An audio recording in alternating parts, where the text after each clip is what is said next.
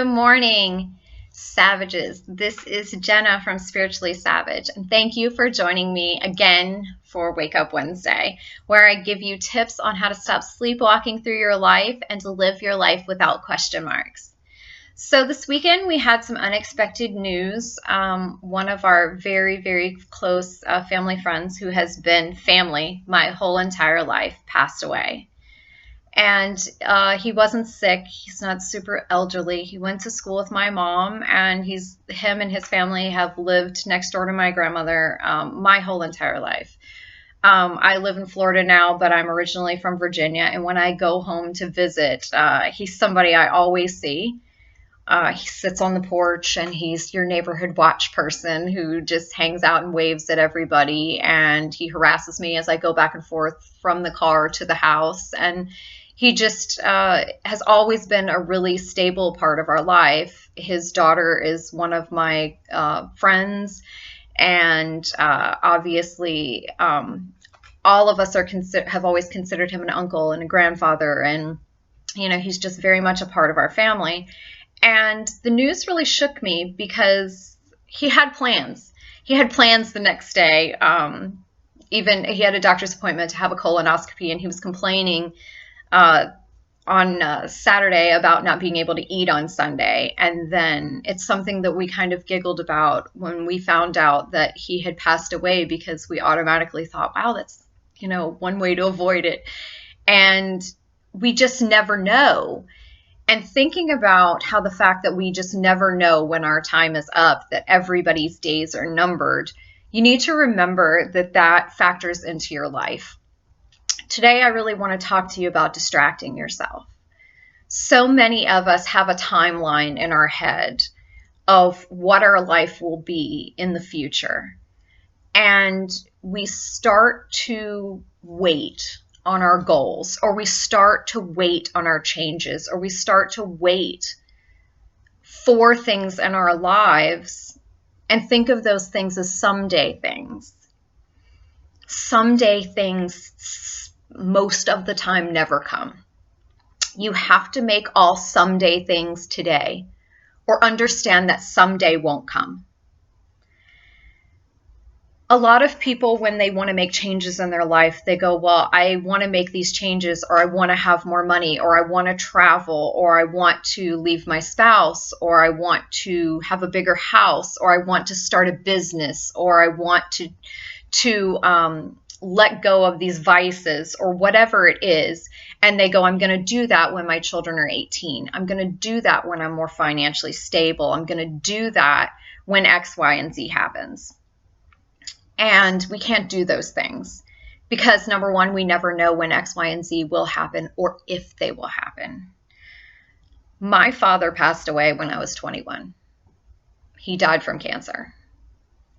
I am positive that when he planned his life, he did not plan to miss my sister's high school graduation. He did not plan to miss my sister's wedding. He did not plan to miss my graduation from college, or our grandchildren, or anything. And a few weeks, like 3 or 4 weeks after my dad passed away, my very best friend was killed in a car accident. He was 22. And I know what his life plans were. I know that the day he was killed in a car accident, that he was going to ask his girlfriend to marry him. I know what the plans he had laid out were. And I know that he never got to accomplish them. And I know we've all heard the saying that man makes plans and God laughs. And it is like that. We make plans and we have a timeline in our head. And what we're doing to get to that timeline a lot of time is just wasting time. We're distracting ourselves. We're working so we can make money, so we can do this someday thing. And we kind of put our head down and go on autopilot and just work. Or we're waiting till our children are 18, or till our children are out of the house, or till our children are older and more self-sufficient to do certain things. My friend Deborah, who passed away in June of last year, was a huge advocate for do it now. She used to tell you about anything that you said to her. She would say, you already know what to do. You just want me to back you up. Don't tell me any of the details, but you already know what to do. Don't wait, do it now. And I've always been that kind of person too, but as soon as she passed away, I started to really, really push forward on those things. Don't wait, do it now. Because you don't know if you have the next 5 years. You don't know if you have the next 5 weeks. You don't know if you have the next 5 months. You don't know if you have the next 5 days. You don't know if you have the next 5 minutes. And we should always, always, always stick by do it now. Because if it's something that's in your soul, it's something you're supposed to do. And if it's something that is being pulled towards you or that you feel a pull towards, then you need to do it and do it now. We so often distract ourselves and go, well, when I have a better job, when I have more money, and we don't understand that we're holding up our ability to have more money because we're not open to it. We don't understand it can happen now.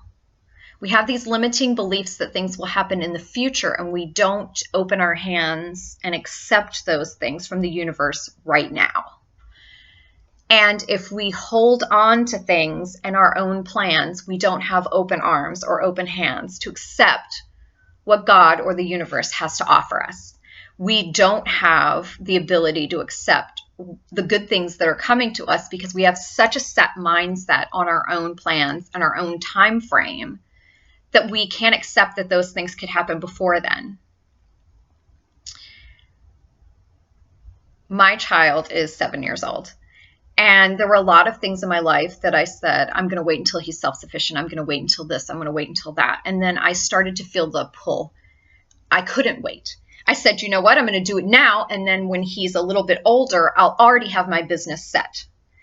When he's a little bit older and he needs more of my attention to run around and be present with him because he's going to remember those times more, then he's going to need me to be around more. So I want to have more money and I want to have more time freedom and I want to have more stability and joy in my spirit to share those things with him and teach him those things. I don't want to teach him to procrastinate until his life is almost over to do things. I hear so much from the older generation when I ask them what their dreams and what their goals are, that time has passed for them. If that time has passed for you, I don't care what age you are, then you are dead inside. You should always have things that you're shooting for. You should always have dreams. You should always have goals. You should always have something on your path that you're aiming for. If you don't, you are not living your life. What are your goals? Think of them right now. What are the things that you want? What are your dreams? Because if your dreams aren't so big that they scare the shit out of you, then those are not dreams. Those are, I can accomplish this. Your dreams are things that push you. They are things that pull you towards them, and they should always be so big that they startle you. Because we are never supposed to live a mediocre life. If you are okay living a mediocre life, you are dead inside. Wake up. Come to life. You are not leading anybody anywhere but down. And as we talked about last week, if you are the leader, which you always are, don't lead people down. You're responsible. My wonderfully wise friend that I spoke to on Facebook Messenger this morning says to me, wisdom comes from experience, and experience comes from bad decisions. Get out in life and make some decisions, period. Good decisions, bad decisions. It doesn't matter. Make the decision and move forward. Stop distracting yourself with work, with addictions, with other people that don't matter and don't bring things into your life, with relationships that don't serve you, with things that make you wish your life was something you could escape from. If you look at your life as if it's something you need a break from, you've heard those people, I need a staycation because I need a break from my life. My life is my break. It is my joy. I don't ever want a break. There are some times when things get really, really busy and I go, things are so busy. And some people go, oh my God, I'm so busy. It is not busy. Busy is called living your life. People go, oh my God, how can you stand to be that busy? I'm not busy. Busy is when you're sleepwalking through life. Busy is when you're distracting yourself and you're bored and you're doing something that doesn't matter and doesn't serve you. My life is not busy. My life is purpose-filled and joy-filled, and I live for it every single day. I get up every morning and I go, F yeah, what is on today? Because no matter what comes my way, good or bad, I know there's a lesson in it and that it will change my heart, my purpose, and my soul forever. If you're not living that life, you're sleepwalking. And I really want to share with you that we all need to stop sleepwalking. Wake the F up. This week, I want you to think about your goals. I want you to think about your dreams.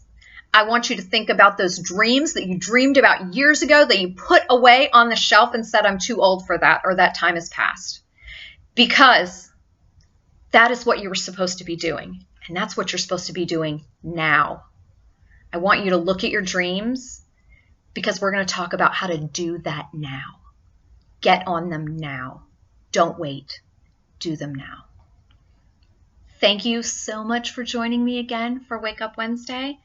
I ask that you will please, please, please share these videos, and please, please, please go to the Spiritually Savage page and like the page and follow the post. Comment and engage with the community and be part of the solution to help other people wake up. Enjoy your day, enjoy your week, and enjoy your life. Stop sleepwalking and live your life with no question marks. Go out and find your answers and do them now. I love you all.